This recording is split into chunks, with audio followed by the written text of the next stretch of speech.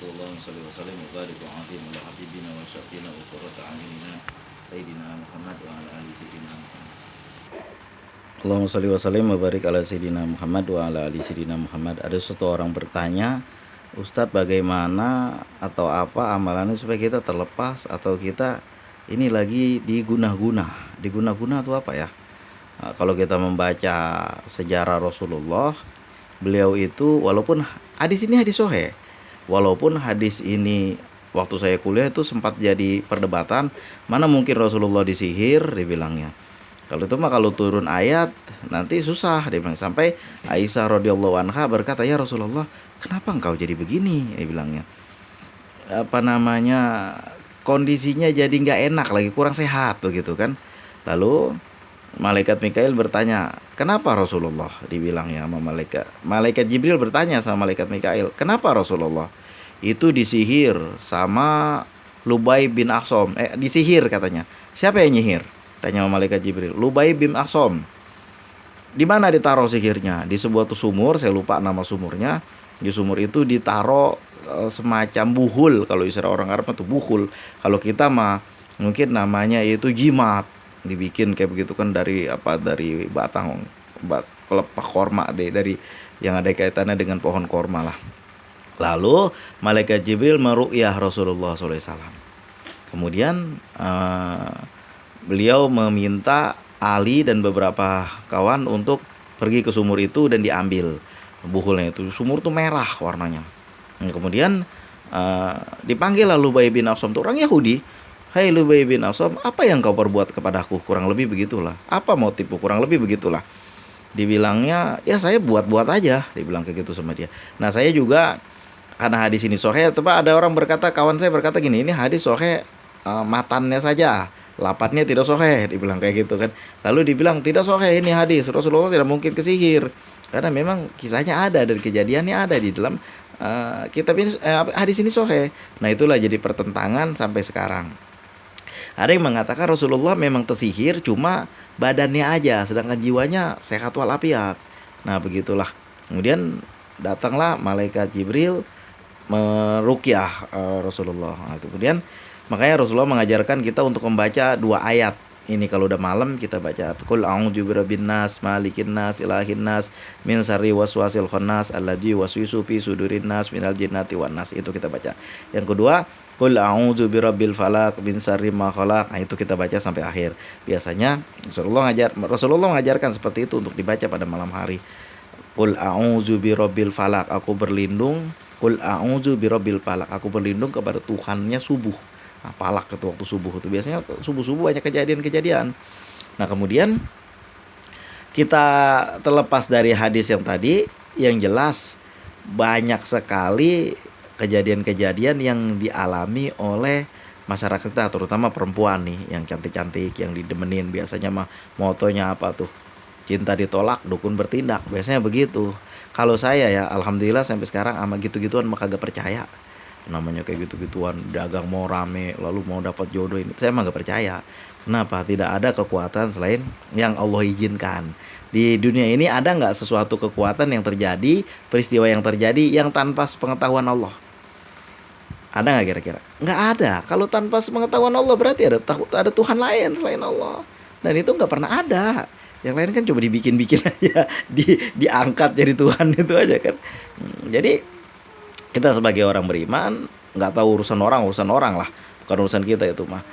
Yang jelas kita yang diajarkan dalam agama kita tidak ada Tuhan selain Allah, itu aja. Jadi semua itu Allah tahu, dan tidak ada sesuatu di malam yang gelap gulita lalu terjatuhlah daun, hujan yang pekat, lalu nggak ada orang sama sekali, jatuhlah daun. Kira-kira Allah tahu nggak? Udah dalam perhitungan Allah nggak semuanya? Di dalam pantauan Allah nggak kira-kira? Apalagi yang kejadian-kejadian seperti itu. Makanya kan waktu saya di pesantren dulu, saya diajarkan, dulu kan tahun-tahun 80-an, waktu saya pesantren itu adat merebak racun di mana-mana. Kalau yang sekarang udah viral barangkali. Ini waktu zaman dulu kan tahun 80-an, boro-boro ada media sosial kayak gini. Jadi kami diajarkan sama Pak Yai apa itu? Bismillahi la yadurru ma'asmi syai'un fil ardi wala fis sama wa huwas samiul alim. Itu yang selalu dibaca. Nah, kemudian Ada suatu kisah, kalau nggak salah saya namanya Khalid bin Walid datang ke suatu mengepung suatu benteng, dan di benteng itu ada ya ke satu kerajaan lah gitu, satu kekuasaan. Ada seorang ratu, dia sedang memegang satu racun. Apa itu, ditanya sama Khalid bin Walid. Ini racun yang sangat kuat, kalau minum ini orang langsung mati, nggak ada cerita lagi. Lalu diambil sama Khalid bin Walid, kalau nggak salah saya ya orangnya Khalid bin Walid, saya pun lupa. Lalu dia membaca Bismillahirrahmanirrahim fil ardi wala bisama wa huwas samiul alim. Lalu diminum, kagak ngapa-ngapa, sehat-sehat aja, sehat-sehat aja. Dibilang sama apa, sama penguasa itu langsung mati, dibilang. Khalid bin Walid kagak ngapa-ngapa dia minum itu. Nah, jadi tidak ada sesuatu di dunia ini tanpa seizin Allah, nomor satu. Nomor dua, pengalaman dari saya sendiri ketika saya lagi waktu SMA, saya cerita sekali lagi. Mungkin yang denger udah bosen, tapi yang belum denger disimak lagi. Waktu saya masih SMA, saya kan SMA-nya jauh. Jadi saya mau masuk perguruan tinggi negeri. Nah, fakultas itu saya sukai, dan itu harus belajar terutama nih matematika, terutama terutama matematika. Walaupun saya udah kuliah nggak ada tuh pelajaran matematika di situ. Yang ada semester pertama biologi, kemudian fisika, kemudian anatomi, anatomi satu, itu yang ada. Itu pun udah 20 SKS. Fisika, kimia, biologi, anatomi satu, itu aja yang ada. Nah, itu pun udah 20 SKS. Nah, kemudian saya pengen betul itu masuk fakultas itu. Kemudian belajarlah matematika, fisika, kimia. Itu setiap hari di sekolah, asal mau pulang sekolah itu selalu saya belajar sama kawan. Jadi saya pulangnya besok pagi, terutama hari libur. Kan saya kan kalau hari libur nggak ikut jualan. Jadi nyantai-nyantai aja, besok-besok aja, ntar lagi. Jadi saya lama. Dan atau saya pulangnya udah jam 4 pagi, saya biasanya kalau pulang. Jadi sebelumnya saya tidur di rumah kawan. Nah, ketika itu saya tidurlah di rumah kawan kan, pulang sekolah. Pulang sekolah waktu itu kalau di Jakarta kan setengah 6 udah maghrib waktu jam itu. Tahun itu ya. Kira-kira jam 5 lewat, jam 5 lewat 10 udah pulang. Makanya kawan saya yang rumahnya agak jauh ketelatan pulangnya. Nah, jadi saya juga jauh, tapi saya mampir rumah kawan. Lalu saya mandi, habis mandi saya sholat maghrib. Habis itu nggak sanggup ngapa-ngapain lagi, tidur. Karena paginya saya dagang. Udah sekitar jam-jam 1 baru sekolah. Dan sekolahnya jauh. Biasanya saya setengah 12 udah tutup. Nah, kemudian setelah itu saya udah nggak bisa ngapa-ngapain lagi. Biasanya kalau saya paksain pulang ke rumah, jam 8 baru nyampe rumah, itu udah nggak bisa ngapa-ngapain lagi. Jam-jam segini nih, itu lagi enak duduk di dalam rumah, dalam kamar, sambil dengerin lagu Ebit waktu itu. Ebit GAD. Nah, itu. Nah, jadi waktu malam itu saya biasanya malam minggu saya nginep lah. Saya menginap, saya lupa malam apa. Biasanya malam minggu tetap saya nginep malam minggu. Lalu saya tidur di rumah kawan. Kira-kira itu saya udah terlelap, udah nggak tahu apa-apa lagi. Nah, kira-kira jam 10-an saya kan bangun. Bangun untuk sholat isya. Habis maghrib kan saya tidur. Belum makan juga itu. Nah, bangun saya sholat isya, lalu makan. Kawan nanya, ente punya ilmu apa? Dia bilang. Ilmu apa? Saya orang baru bangun tidur, saya nggak peduli. Dia tanya lagi, ente punya ilmu apa sebenarnya? Dia bilang, ilmu apa? Ya biasa yang kita ajar, yang diajarin sama guru kita itu, fisika, kimia, matematika. Ya rumusnya itu lihat aja di situ, di tempat saya mau makan dulu, kata saya kan. Jadi kawan saya bilang, bukan ilmu itu. Jadi apa? Gini kata dia, tadi ada kawan saya datang. Kawan ini dukun, dia ada ilmu buaya, apa ya saya lupa namanya tuh. Nah, jadi ilmu buaya lah begitu kan. Jadi dia bilang, dia datang ke situ, dia bilang, ini siapa di dalam? Dia bilang, nggak ada siapa-siapa. Ini di dalam ada orang nih. Ada siapa? Dia bilang, oh ada juga, nggak ada siapa-siapa. Ada kawan saya tuh, dia lagi tidur, anak sekolah, anak SMA, baru aja pulang. Dia bilang, kenapa emangnya? Orang yang di dalam itu lagi ngapain? Dia tidur, kecapean pulang sekolah. Anak-anak, dia bilang, anak SMA. Karena besok mau ujian, dia mau masuk perguruan tinggi, jadi dia mampir di sini belajar sama saya. Dia bilang, dia yang lagi tidur itu ilmunya tinggi sekali. Dia bilang, kawan ini kan lihat, yang benar, karena yang ngomongnya guru dia, dukun tuh guru dia. Yang benar, dia bilang, ilmu apa? Dia bilang, saya mau masuk ini panas. Dia bilang, nggak bisa masuk. Dia bilang, kata dia nggak bisa masuk saya. Dia bilang kan, ilmu apa? Dia bilang, saya balik aja kalau gitu, kata dia kan. Nggak tahu saya ilmu apa, pokoknya tinggi sekali ilmunya nih, saya nggak bisa masuk. Kalau saya masuk nggak tahu kenapa. Dia bilang, pokoknya saya pulang aja hari ini, malam ini nggak jadi. Dia bilang, di luar pun dia nggak betah, nggak lama-lama dia langsung pergi.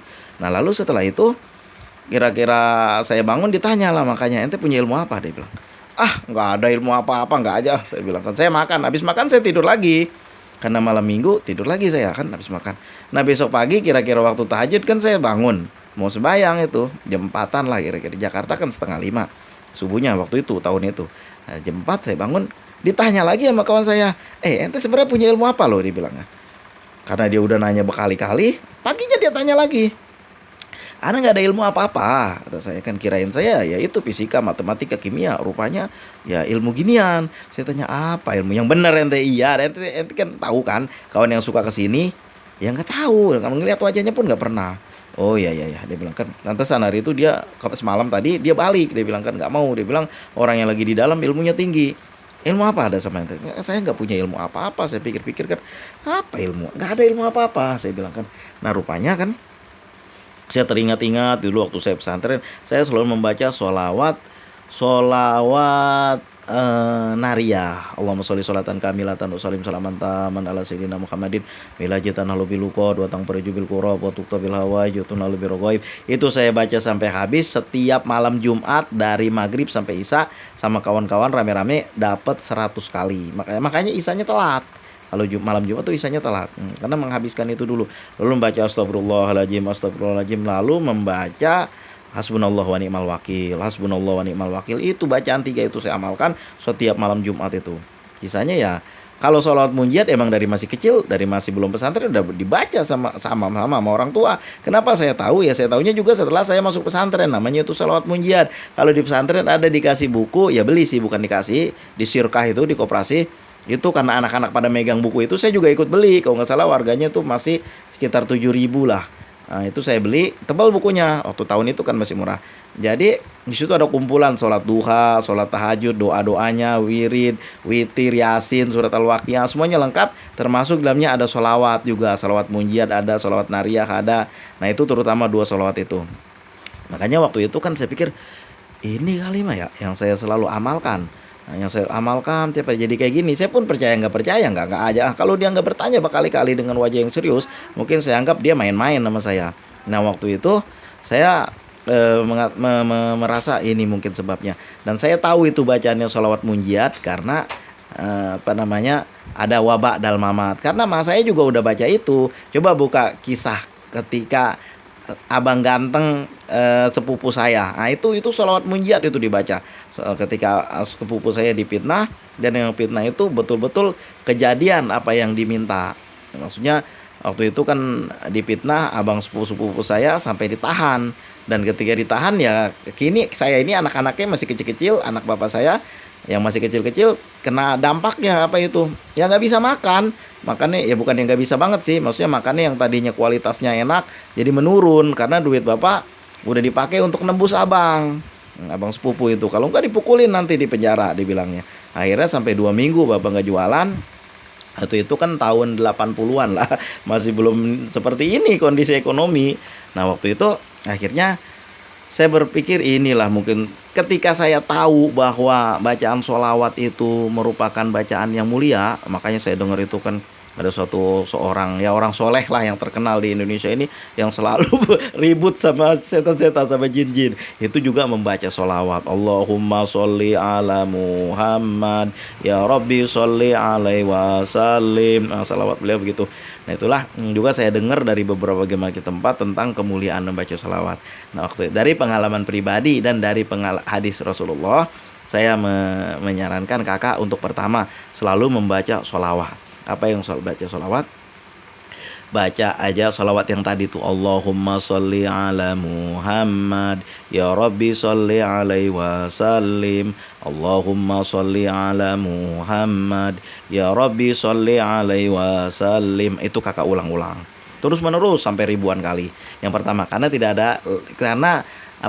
bacaan sholawat itu mulia. Yang kedua, kakak baca doa nurbuat, Allahumma sultanil azim wa jilmanil qadim wa wajhil karim wa walil kalimati tamati wa da'watil mustajabati. Nah itu baca sampai habis salawat doa nurbuat setiap hari itu. Lalu jangan lupa membaca ayat 7, kul la yusibanna illa ma kataballahu lana huwa maulana wa alaihi falyatawakkalul mu'minun. Itu baca sampai habis. Karena saya dulu waktu zaman konflik itu jangankan kena peluru, recet juga enggak. Kenapa? Padahal saya datang ke tempat-tempat konflik itu yang tempat lagi kontak senjata, tapi enggak kenapa-napa. Kenapa? Karena saya selalu membaca ayat 7. Alhamdulillah Allah melindungi dengan kalimat-kalimat yang sempurna. Satu lagi saya mau bilang, tolong kakak baca kalimat ini. A'udzu bikalimatillahi tammati min syarri ma khalaq. A'udzu bikalimatillahi tammati min syarri ma khalaq. Aku berlindung kepada Allah dengan kalimat-kalimatnya yang sempurna dari gangguan segala macam kejahatan makhluknya. Nah, gitu. Dibaca. A'udzu bikalimatillahi, a'udzu bikalimatillahi, aku berlindung kepada Allah dengan kalimat-kalimatnya yang sempurna. A'udzu bikalimatillahi tammati, dengan kalimat-kalimat Allah yang sempurna, min syarri ma khalaq. A'udzu bikalimatillahi tammati min syarri ma khalaq. Nah, itu diulang-ulang bacaan itu. Jadi dibaca itu ya, pertama membaca sholawat yang banyak bacanya. Kemudian membaca ayat 7, lalu membaca doa nur buat, lalu membaca kalimat tadi, a'udzu bikalimatillahi, a'udzu bikalimatillahi tammati min syarri ma khalaq. Aku berlindung kepada Allah dengan kalimat-kalimat yang sempurna dari kejahatan makhluknya. Begitulah kurang lebih seperti itu. Kakak amalkan itu, insya Allah mudah-mudahan yang namanya bacaan sholawat, bagaimanapun itu yang namanya setan itu kan bukan dari golongan jin aja, dari golongan manusia juga ada. Apa buktinya? Qul a'udzu birabbil falaq min syarri ma khalaq. Qul a'udzu birabbin nas, malikin nas, ilahin nas, min syarri waswasil khannas. Nah, min syarri dari kejahatan, waswasil yang mewaswis, memberikan keraguan-raguan. Waswisu fi sudurin nas, di dada manusia, yang suka mengganggu di dada manusia. Siapa itu? Min syarri apa namanya? Alaji waswisu, yang berwaswis, membisik-bisikan, fi sudurin nas, di dada manusia, minal jinnati wan nas, dari golongan jin dan golongan manusia. Nah, itu ngomongnya jadi kebalik-balik tuh. Dari golongan jin dan golongan manusia. Namanya setan dari golongan jin dan golongan manusia juga ada. Yang selanjutnya dipahami yang namanya bagaimanapun juga cerita dukun, perdukunan itu nggak ada terjadi kecuali dengan sepengetahuan Allah. Maka dari itu saya pernah membaca suatu kitab, saya lupa kitabnya itu apa, ditulis sama pengarangnya begini. Itu kita yang nulis bukan orang sini, orang dari Timur Tengah. Beliau bilang gini, kalau seandainya kita dikejar anjing, apa yang kita lakukan? Contohnya begitu. Beliau mengumpamakan seperti itu. Kalau kita lari, anjing tentu ngejar. Yang bisa kita lakukan adalah kita manggil yang punya anjing. Biasanya kan kita panggil om atau cik, tolong itu anjingnya. Maka dipanggil lah sama si cik itu, Blacky, sini. Nah, begitulah. Nah, kalau kita diganggu oleh setan, nggak mungkin kan kita melawan dia. Dia bisa mengalir di dalam tubuh kita seperti aliran darah. Kita panggil yang menciptakan setan. Siapa itu? Allah. Ya Allah, aku berlindung kepada Engkau bikalimatillahi tammati min syarri ma khalaq. Beliau mengatakan kurang lebih seperti itu dalam bukunya. Kalau kita diganggu oleh jin, oleh setan, bahkan oleh manusia sekalipun, kita minta tolong kepada siapa? Kepada yang menciptakan dia, kepada yang punya dia. Semua makhluk di dunia ini kan punya Allah. Kepada dia, kepada yang mempunyai itu. Kita minta kepada Allah supaya kita selamat dari itu semua, dari gangguan jin dan gangguan setan berbentuk jin atau manusia, dan juga dari afiliatornya. Siapa itu? Para dukun. Nah, karena Rasulullah bersabda, "Lau kama qala Rasul, dukun itu mencampur satu kebenaran dengan 1000 kebohongan." Dia karang-karang kan. Nah, begitulah makanya kita berlindung kepada Allah bikalimatillahi tammati min syarri ma khalaq. Dibaca itu doa nur buat, dicari aja doa nur buat, ada di dalam Majmu Syarif juga ada itu. Ayat 7 juga ada di situ, dibaca itu sehari-hari. Dan sholawat jangan pernah lupa, Allahumma sholli ala Muhammad, ya Rabbi sholli alaihi wasallim, itu diulang-ulang.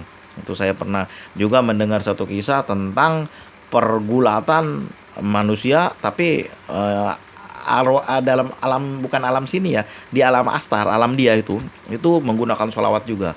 Alhamdulillah semuanya kalah.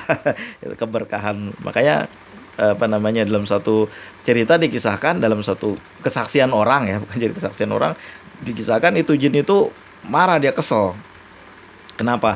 Karena dia dan anak buahnya itu dibakar. Banyak anak buahnya itu yang dibakar sama dengan dibacain itu tadi sholawat seperti itu. Itulah makanya kan kalau ada gangguan jin, gangguan yang disebabkan oleh yang seperti itu, diperbanyak membaca sholawat. Dan juga jangan lupa selalu membaca surat Al-Baqarah setiap malam. Surat Al-Baqarah itu baca setiap malam.